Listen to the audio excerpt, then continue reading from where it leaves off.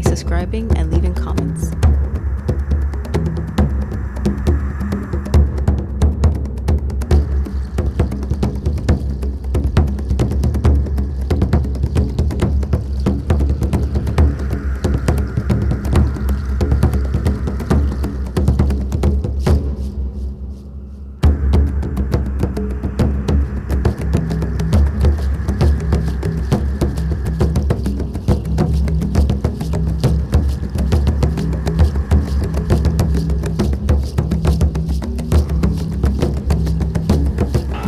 Is a 12.5-minute interview with Robert Morgan on the TV Christian program Plus or Minus 60. This aired on June 4th, 1992. The interviewer is Denny Hazen, and I might add a little extra note: keep an eye open for a big surprise throughout the interview. Pastor Don Bartow from the Spiritual Healing Ministry, the Total Living Center. Don has been a friend of ours for a number of years, and a friend of his has now become a friend of ours, Robert Wagner. And he has traveled around the country, produced about 6 movies, is that correct? Yes. 6 movies, and done a lot of things, but one of the things he's done that we've never talked about on the program before is looked into the existence of a character called Bigfoot. People think that's a phony baloney. Well, you know, when it's written up the way it has been, I don't blame them, because there's so many things that are just nonsense put out in the world. And sometimes you take a fact of something really that really exists, and before it gets to the science community, it's pretty well messed up, and a lot of stories are told, and people make fun of Granny's old tales. Well, it turns out that Granny just might be right in a lot of things. Is there such a thing as Bigfoot? I'm perfectly convinced there is, simply because I have personally seen it 3 times. You have personally seen Bigfoot? Absolutely. 3 times. Absolutely. Is Bigfoot like one Bigfoot, or is it like a race of Bigfoots that are big feet, I guess say? Yeah. Well, do you call more than one Bigfoot big feet? What do you call them? No, I call them Bigfoot, period. Yeah. I'm starting to call them large, hairy people, I'll tell you. All right. But what basically came down is, if you look into history, especially the American Indian legends, they have had these stories for years and years and years. But we've had a problem, an ego problem, I think, in the science community. An ego or ego? Ego problem. Yeah. Okay, go ahead. And the reason is, if you look back in history, back in 1895, the black people of the world tried to tell the European scientists that there was such a thing as a gorilla. And of course, they didn't have them in Europe, so everyone laughed at it. Then the brown people of Indonesia tried to tell us about a dragon that was big enough to eat a man. We joked. We thought they were wrong. Well, it turns out that the Komodo dragon is indeed fact. Now, as late as 1934, which falls right in my lifetime, had you told the scientists about a large black and white bear-like creature that eats only bamboo shoots, we would have laughed again, which we did. We laughed at the Chinese when they tried to tell us about the panda bear. Well, now the red people of North America have been trying to tell us for quite some period of time about these people, and there are more than one. They live in family units. Unfortunately, mankind hasn't lived up to its second half of its handle, mankind. Because whenever people come in contact with a Bigfoot, first thing they do is they scream, yell. Most people grab a gun, or they call 911. And of course, the encounters have been tragic, because we've not been programmed or allowed to accept something as reality that's right in your backyard, right here in Ohio. There are big foots or big feet in Ohio. I want to say this right, because I can't hardly say this without smiling. It's like deer. Okay. There's 1 deer, there's 2 deer, okay, there's 10 so deer. There are Bigfoot right here in Ohio. In Ohio. Yes. And how do we know that?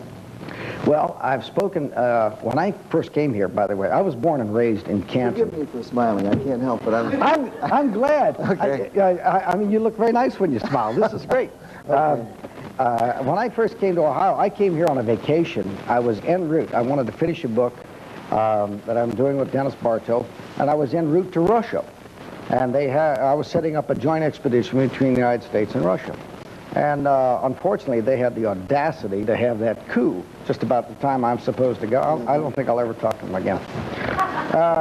Anyway, we were en route, and when I stopped here, people said, well, there's Bigfoot in Ohio. And I said, sure, because most of my work has been done in the Florida Everglades, Pacific Northwest, British Columbia, Arizona, places like this.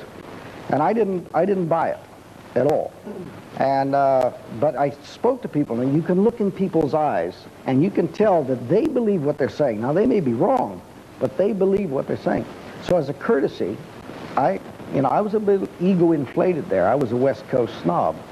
I started going out and started checking these things out, and I started finding things, physical evidence. There's something there. What kind of evidence? I wish I could describe it, but I can't. And the reason is this. If I describe exactly what I look for, I don't worry about footprints. There's other things that these people leave behind. If I describe it, then people can manufacture it. And right now, I'm about six steps ahead. So please forgive me on being... Now, and you're absolutely convinced that these are real. How about, you mentioned they like live in families. Do you think that they have like an intellect or an intelligence that is strong enough to be able to reason out? In other words, they say, there's men over here, we better come back this way. Let's go build a fort, let's go build a hut or something like that. Is there some way that we can identify that these characters, these creatures, are indeed not only just people, but maybe like subhuman to where they can think and reason and things like this? Yeah, I think that's true. And there's a lot of stories about the Indians actually setting up trading relationships with them. We're the only ones that have reacted violently. And a sad thing happened to me this last Christmas. You know, the Ohio people seem to decorate so beautifully outside. And I was driving from Alliance and Sebring over through Canton, and I like to take the back roads, and I saw all these marvelous, marvelous decorations, so beautiful. And I got to thinking, if a Bigfoot happens to come by, a family comes by, and walks up to one of those houses because it looks so beautiful, what would he be greeted with? Probably gunfire. And I find that sad, because I can imagine they're living outside of our civilization, observing us, and yet every time they come close to us, we reject them. And I just find that tragic. I had an interesting thing happen just today that I have to share with you. I try to stay away from these supermarket tabloids. And they're scary. Some of them are very scary. But I had a fellow call me from the Sun tabloid a couple of months ago, and he said, we'd like to do a story. And I said, I really would prefer not, thank you.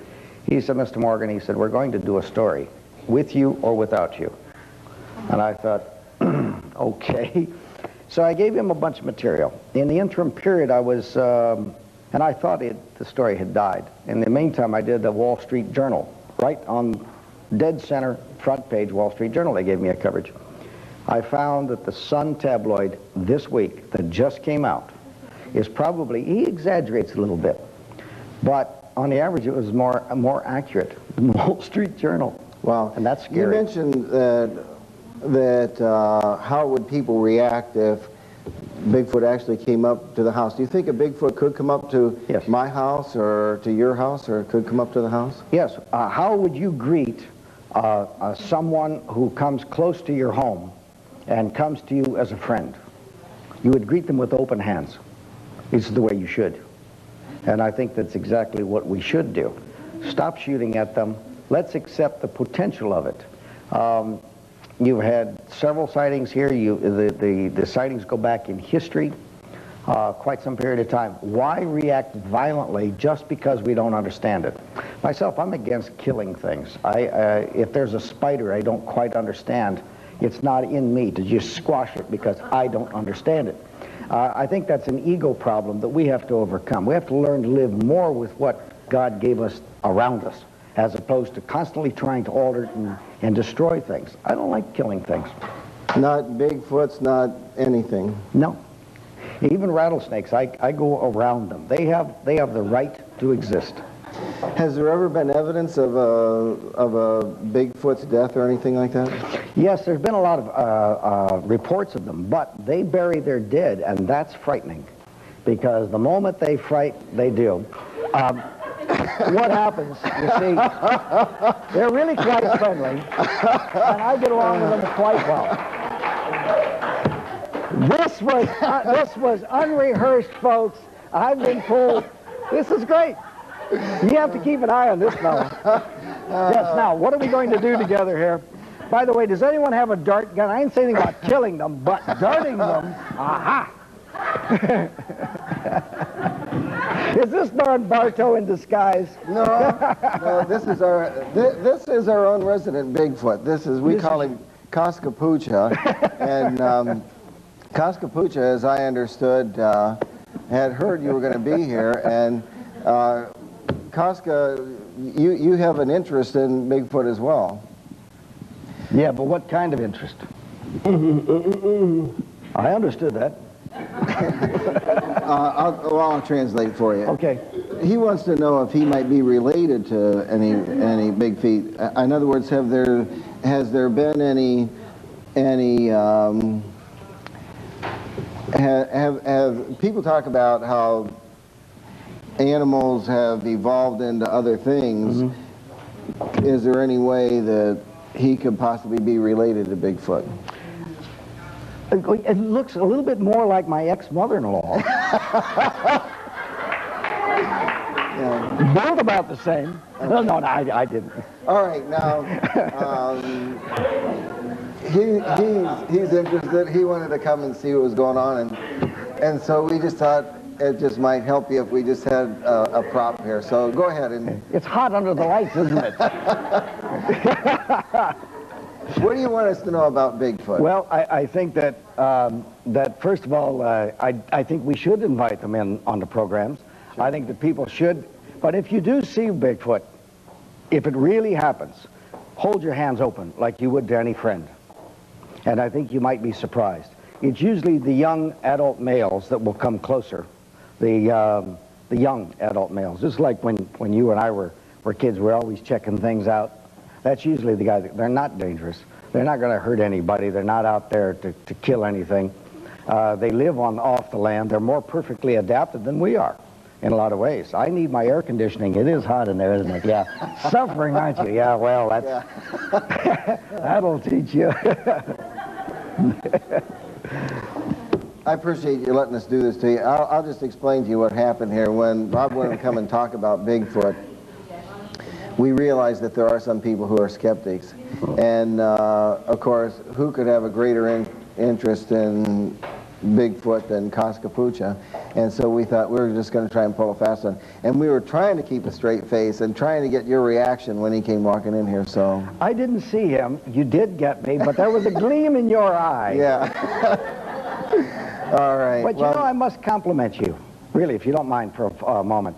When I spoke to some of the friends that I do have in the area, and as I say, I live in Montana, I know very few people, but almost everyone that I did mention that I was coming over had a lot of great things to say about you and your show and the mission that you're doing.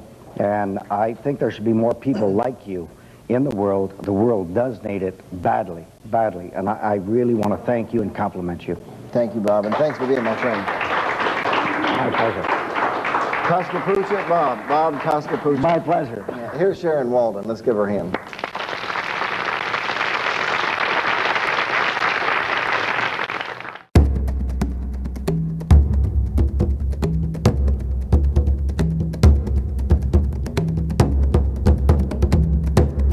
If you're enjoying all this rare and unique content, please show your support by subscribing and leaving comments.